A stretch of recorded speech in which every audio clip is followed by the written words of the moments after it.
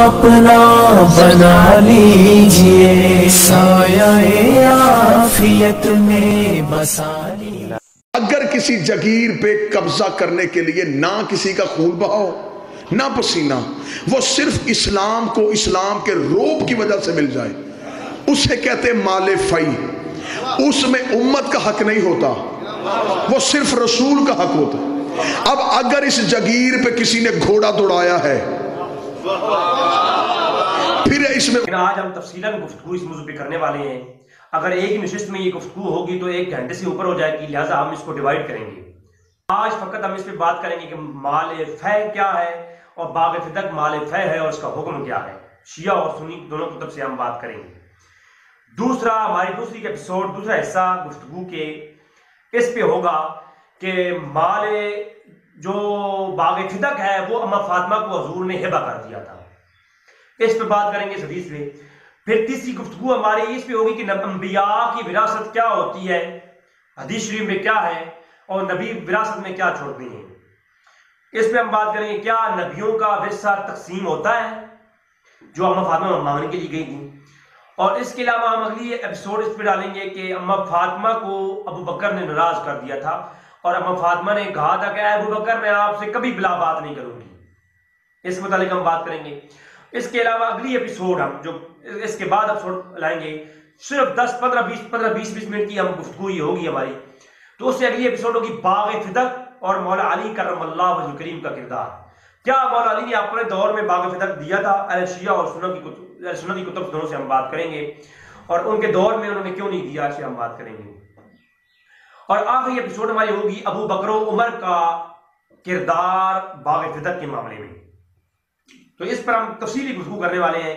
आज हम सबसे पहले बाग फिदक क्या है और इस मुतालिक कुरान और हदीस में क्या है और माले फै क्या होता है, इस पर हम बात करेंगे। बाग जो फिदक है, ये फिदक एक कस्बा था, फकत कोई बाग नहीं था, एक कस्बा था। फतेह खैबर के बाद जब मुसलमानों ने इस कस्बे पर चढ़ाई की तो वो हजरात यहूदी जो थे, यहूदियों का एक कस्बा था और उन्होंने आके हजूर की बरगाह में अमान चाहिए और उस बदले में उन्होंने बाग फिदक की पेशकश की जो हजूर ने कबूल फरमाई। और बाग फिदक बगैर किसी जंग के हजूर को जो है ना यहूदियों की तरफ से अता किया गया और उन्होंने तलवारें डाल दी और हजूर ने उनको अमान दे दी। वो पूरा कस्बा जो था वो हजूर को दे दिया गया और उस कस्बे के अंदर एक बाग था जिसको बाग फिदक कहते हैं। तो ये फिदक सिर्फ कस्बा नहीं था, पूरा एक गांव था। अब जो माल है, उस वक्त मुसलमानों के 3 किस्म के अमवाल थे। एक माल सदकात जो सदकों का माल मिलता था, मुसलमानों के पास एक माल वो हुआ करते थे बैतुल माल में, और एक माल गन्नाइन गनीमत का माल जो मिला करता था। जंग करते थे, जो जंग के दौरान जो है वो यहूदी या काफिर छोड़ के चले जाते थे, भाग के चले जाते थे, उसको माल गनीमत कहते थे और वो माल जो है मुसलमानों को हासिल होता था। उसके अलावा तीसरा माल फै उस जमाने में मिला करता था। माल फै की तारीफ भी कुरान ने बयान की और माल फै के मसारिफ भी कुरान करीम ने बयान किए। शिया सुन्नी इस बात पर इत्तेफाक करते हैं कि जो बाग फिदक था ये माल फै में से था। अब माल फै क्या है, इस पर हम कुरान करीम की तरफ चलते हैं और उसकी तारीफ बयान करेगी कुरान करीम ने।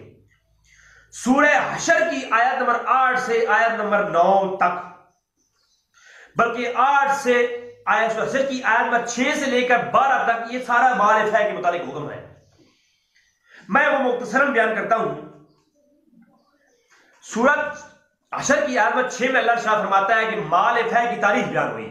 फरमाया महबूब वो माल जिस पर ना आपने घोड़े दौड़ाए ना आपने ऊंट दौड़ाए, यानी आप गौर करें जरा। फरमाया कि माल फै के बारे में अल्लाह फरमा रहा है कि वो माल महबूब जिस पर आपने ना घोड़े दौड़ाए ना ऊंट दौड़ाए। अगर किसी जगीर पे कब्जा करने के लिए ना किसी का खून बहाओ ना पसीना, वो सिर्फ इस्लाम को इस्लाम के रोब की वजह से मिल जाए, उसे कहते माले फई। उसमें उम्मत का हक नहीं होता। इसके बगैर यानी जंग के बगैर जो आपको हासिल हुआ वो माल फै अल्लाह का है और उसके रसूल का है और रसूल की किराबतदारों यानी अहले बैत का है। और वो माल यतीमों का है, मसाकीनों का है, मुसाफिर का है, फुकरा का है, मुजाहिदीन का है और महाजरीन का है और अंसार का है। 9 मसारे बयान किए कुरान करीम ने माल फै के। सबसे पहली जहालत तो ये है कि कोई ये कहे कि माल फै हो और अल्लाह के रसूल फकत अपने पास रख ले। हालांकि कुरान की सरी अल्लाह के सरी हुक्म के मुखालफत में नबी कैसे अमल कर सकता है? कुरान का हुक्म ये हो रहा है कि नबी हमने आपको जो माल फै दिया है, जिस पे आपने ना घोड़े दौड़ाए ना ऊंट, तो वो माल फै आपने, वो आपका है, अल्लाह का है और अल्लाह के रसूल का है। और फिर किसका है? यतीमों का है, मस्कीनों का है, मुसाफिरों का है, फुकरा का है, मुहाजिरीन और अंसारा का है। तो वो सब में तकसीम होगा ना। ऐसे तो नहीं है कि मुहाजिरीन को ना मिले, अंसारा को ना मिले, बाकी को ना मिले, सिर्फ फकत आले बैत और रसूल को मिले। ना, अल्लाह के रसूल का है, सबका है, सबको मिले, तकसीम होगा। तो जिस तरह ज़कात के मसारिफ है, इस तरह माल फै के मसारिफ है और उसकी तकसीम भी इसी तरह से की गई। मैं बुखारी की रिवायत इस पर, इसी आयत की शवाहिद पर पेश करूंगा, इस तायीद पर पेश करूंगा। बुखारी शरीफ की हदीस नंबर 4033, सफ़ा नंबर 369 में, किताब अल मगाज़ी, हमसे खताब ने उन्हें बुलाया और अमीर अल-मोमिनीन की खिदमत में मौजूद थे। तो अमीर अल-मोमिनीन की चौकीदार यरफा आए और कहा कि उस्मान इब्न अफ़्फ़ान और अब्दुर्रहमान ज़ुबैर और साद बिन अबी वक़ास अंदर आना चाहते हैं, क्या आपकी तरफ से इजाजत है?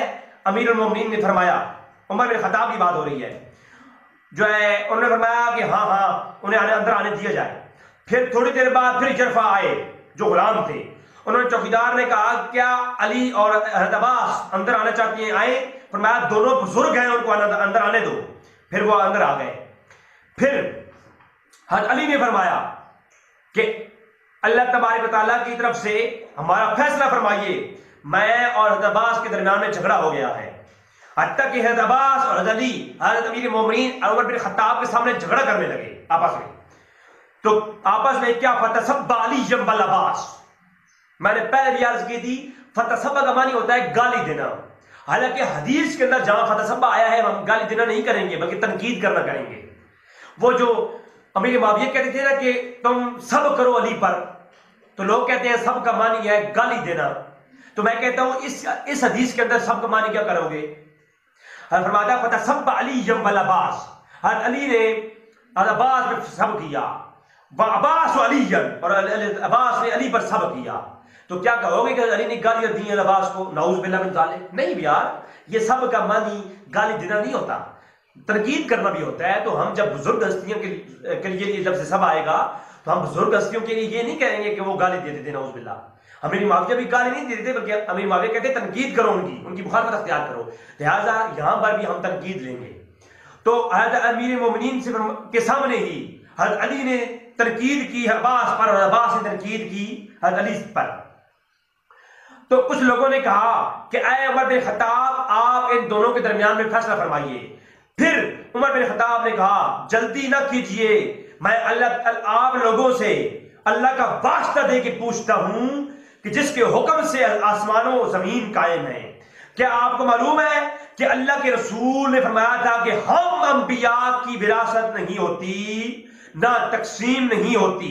हम अंबिया की विरासत तकसीम नहीं होती, और जो कुछ हम छोड़ के जाते हैं वो सदका होता है। तो हजूर की मुराद वो खुद की तरफ उनका इशारा था। तो हाज़रीन मजलिस ने कहा, जी हां, क़ाल नअम, सब ने कहा कि हजूर ने बेशक ये फरमाया था। फिर हज़रत उमर ने हज़रत अली और अब्बास को मुखातिब किया और फरमाया, ऐ अली, ऐ अब्बास, क्या आप भी, मैं अल्लाह का वास्ता दे के आपसे पूछता हूं, आप बताएं, क्या अंबिया की विरासत तकसीम नहीं होती? तो आप दोनों ने कहा, जी हां, बेशक जो है अंबिया की तुर्का जो है वो तकसीम नहीं होता। अंबिया विरासत में कुछ नहीं छोड़ते, जो कुछ छोड़ते हैं वो क्या होता है? वो जो है सदका होता है। अब हदीस तवील है, आगे चलते हैं। फिर मैं आपसे इस मामले में गुफ्तगू करता हूं, उमर बिन खत्ताब ने फरमाया, कि रसूल सल्लल्लाहु अलैहि वसल्लम ने इस माल फै में से जो बनु नजीर से मिला था उसको खास तौर पर अता फरमा दिया था। अल्लाह ने उसके मुतालिक फरमाया, बनु नजीर के मालों में से जो अल्लाह और उसके रसूल को दिया है, सूरत हशर की वही आयत की जो मैंने पहले पढ़ी है वही अब हदीस में आ गई है। फरमाया था कि जो तुझे माल बनु नजीर से मिला है, जिस पर ना तुमने घोड़े दौड़ाए ना ऊंट, यानी जंग के बगैर तुम्हें हासिल हुआ, और अल्लाह का इरशाद अला कुल्लि शैइन कदीर पर तक जहां तक है, तक ये माल खास है जो अल्लाह के रसूल के लिए था। लेकिन खुदा की कसम हजूर ने तुम्हें नजरअंदाज करके इस अपने लिए इसे मखसूस नहीं फरमाया, ना तुम पर अपनी जात को तरजीह दी, बल्कि इस माल से तुम्हें हिस्सा दिया और तुम में उसकी तकसीम की। हजूर ने इस माल फै जो था इसको तुम्हें हिस्सा दिया और तकसीम की, और जो कुछ इसमें बाकी बचता था आप अल्लाह ताला के मसारे में खर्च किया, और वो मसारे जो मैंने कुरान करीम की आयत बयान किए, और ये हमेशा ऐसे करते रहे हत्ता कि हजूर ने अपनी जिंदगी में ये जदाद उन्हीं मसारे में खर्च की। फिर जब आपकी वफात हो गई तो अबू बकर ने मुझे हज़रत सल्लम का खलीफा बनाया है। अबू बकर ने ऐलान किया कि अल्लाह ने मुझे खलीफा बनाया है हजूर का, तो अबू बकर ने भी वही अमल किया जो हजूर करते थे। फिर हज़रत उमर फरमाते हैं कि आप लोग भी यहीं मौजूद थे। उसके बाद हज़रत उमर अली और अब्बास की तरफ मुतवज्जे हुए और फरमाया, आप लोगों को मालूम है कि अबू बकर ने भी वही तरीका अख्तियार किया जैसा कि आप लोगों को भी उसका इकरार है, और अल्लाह की कसम वो अपने तर्ज पर हक पर थे, सच्चे थे और सही रास्ते पर थे, और अल्लाह का यही हुक्म है और अल्लाह के रसूल ने भी इस पे अमल किया। और हाजरीन बोले, जी हाँ बेशक उमर आपने ठीक फरमाया है। उमर अब्बास अली की तरफ मुतवज्जे हुए और कहा कि मैं आप दोनों में अल्लाह का वास्ता दे के पूछता हूं, क्या आपको मालूम है कि हज़रत ने ये हदीस फरमाई है कि जो है अंबिया का तुर्का जो है वो तकसीम नहीं होता? तो आपने फरमाया नाम बिल्कुल मालूम है। तो फरमाया, खुदा की कसम अगर मैं वही फैसला करता हूं जो अबू बकर और हजूर ने किया है, ठीक है, तो इस मामले में